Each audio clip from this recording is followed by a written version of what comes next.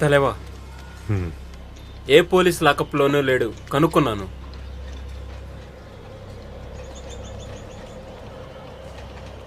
ఫ్రాన్సిస్ని పట్టుకొని తీరాలి.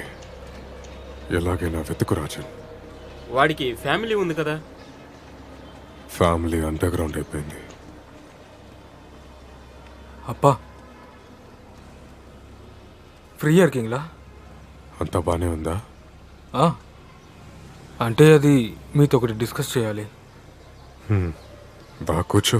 రాజన్న, நீங்க வெயிட் பண்ணுங்க ப்ளீஸ்.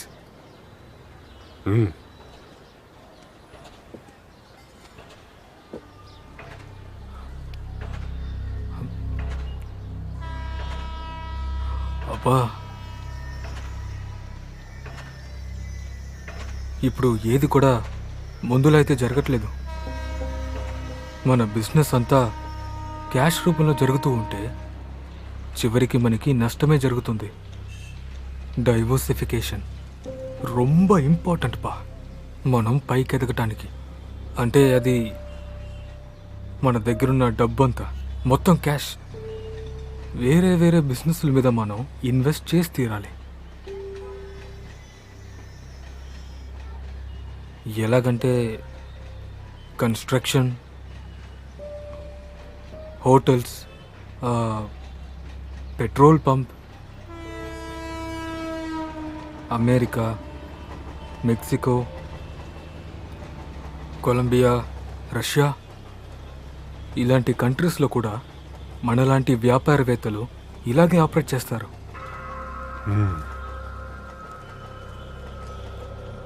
తర్వాత డబ్బున్నవాడిదే గవర్నమెంట్ కూడా.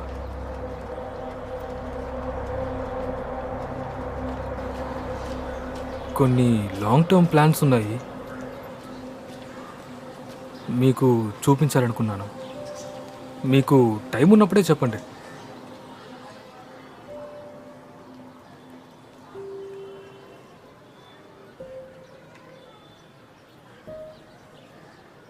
మేమంతా వెలుగు రావటం కోసం పొద్దున్న వరకు చూసేవాళ్ళం. ఈ పిల్లోడు రాత్రి ఏ కానివ్వటం లేదు.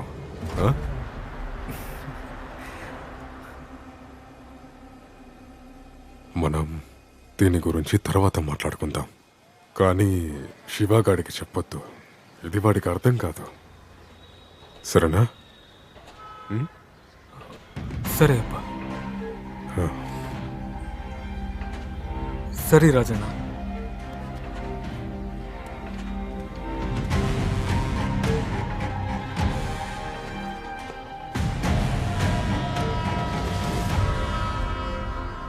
என்னோட புள்ள చాలా పెద్దోడైపోయినాడు రాజన్. వాడు కరెక్ట్గానే చెప్పాడు. మనం చేసే దందాలో ఎప్పుడూ ఏదో ఒక పెద్ద సమస్య ఉంటుంది.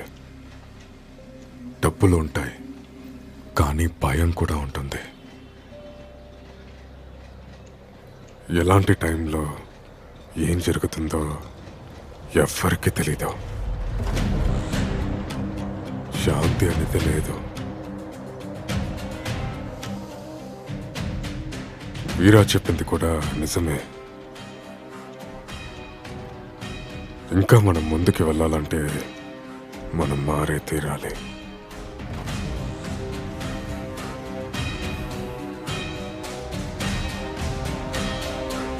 వీడు ప్రశాంతతని ఇస్తాడు.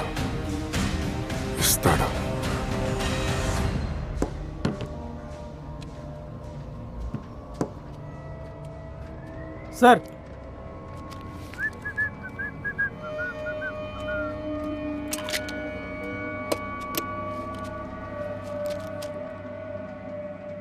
ఏంటది? వడాపావ్. వడాపావ్? ఉపవాసం ఉన్నా కూడా 2 కోళ్ళు తింటా నేను. ఎన్ని? 2. పైగా ఈరోజు సండే, దావత్ కావాలి. చల్. ఇప్పుడే ఇస్తాను. దావత్. రోడ్డు మీద తిండంతా మనం తినాం, అర్థమైందా? అన్నట్టు మందు కూడా ఏర్పాటు చేయి. చల్. మందు కూడా. క్యాబరే కూడా పెట్టించనా? పిలిపిస్తాలే. ఎక్కడ ఉన్నావో అర్థమవుతుందా? ఆ? ఏమనుకుంటున్నావురా? పోలీసులు నన్ను మొదటిసారి అరెస్ట్ చేశారనుకుంటున్నావా? చిన్నప్పటి నుంచి నా గొద్దులో ఏలెట్టి గెలుగుతున్నారా? అప్పటి నుంచే పోలీసుల గుద్ద దిగుతున్నా, అర్థమైందా? ఒరేయ్, తలవన్ కేసులో విట్నెస్ నేను. తలవన్ కేసులో నీ హద్దుల్లో ఉండే ఇన్ఫర్మేషన్ కావాలంటే ఓ పని చెయ్యి. మీ అమ్మ ఉంది కదా, ఫ్రీగా ఉంటే పంపించు.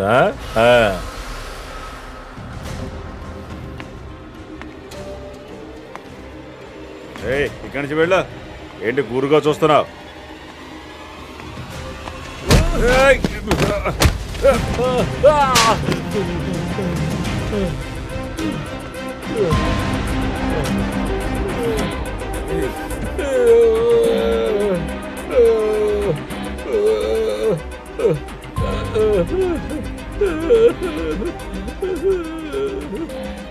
మోగ్లే, తినిపించు ఈ ఎర్రిపోకి. Extra spicy. ఆ పటేలు అమెరికా బిజినెస్ ని అమ్మేశాడు. ఇప్పుడు రత్నగిరిలో ఎమ్మెల్యే దగ్గర పెద్ద ఫ్లాట్ కొన్నాడు. వచ్చేసావా బంగారం? నీకోసమే ఎదురు చూస్తున్నావు. ఎక్కడికి వెళ్ళావమ్మా? ఎక్కడికి వెళ్ళావు? ఎక్కడ ఉన్నావు? మనీషా, వస్తున్నానండి. ఇదిగో నా బంగారం సఖీనా. హాయ్. హాయ్. అవినాష్ నీకు పరిచయమే కదా? అంటే కలిశాను. హలో. మీ ఇంటిని భలే తీర్చిదిద్దారు మీరు. Thank you. అన్నట్టు తనకి కూడా గార్డెనింగ్ అంటే చాలా ఇష్టం. తీసుకెళ్లి చూపించు నీ రోజ్ బీన్స్, సన్ఫ్లవర్స్ అన్ని. రండి. సరే అండి. రండి. వెళ్ళు వెళ్ళు, తర్వాత కూర్చుందాం.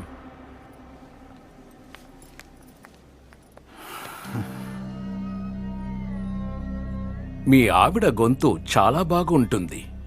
నువ్వు చాలా లక్కీ. తన మీద కూడా దృష్టి ఉంచా అవినాష్. అదే నా చాస తన మీద మొదలైతే నువ్వు ఇంక ఎందుకు పనికిరావు. చెత్త నా కొడుకు ఇప్పుడు జీవితాంతం గుర్తుంచుకుంటాడు. అప్పుడు వాడి మొగం నువ్వు చూసుండాలి.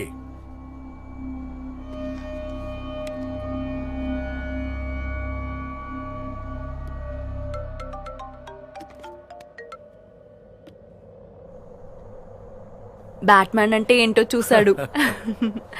అలాగే అనుకో. కరెక్ట్గా చెప్పావురా.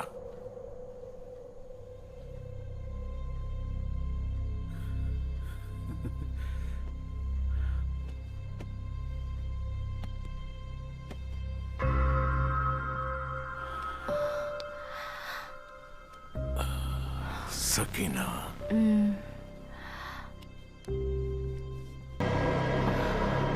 ఒకటి అడుగునా? రెస్టారెంట్ 5th యానివర్సరీ వస్తుంది. ఈసారి తలైవన్న కూడా పిలవాలి. తలైవన్ పార్టీకి అతను రాడు. ఈ రోజు వరకు ఆయన బర్త్డే పార్టీకో ఫంక్షన్కో వెళ్ళటం చూడలేదు. చూడు మహారాణి, అతను వచ్చినా రాకపోయినా నీకెందుకు?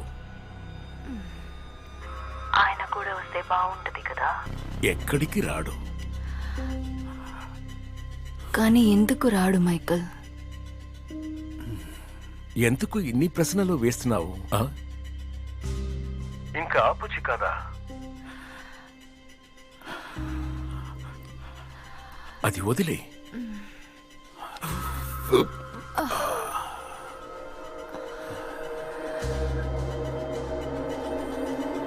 ఏంటి ఈరోజు నీ మూడు ఆన్ అండ్ ఆఫ్ అవుతుంది?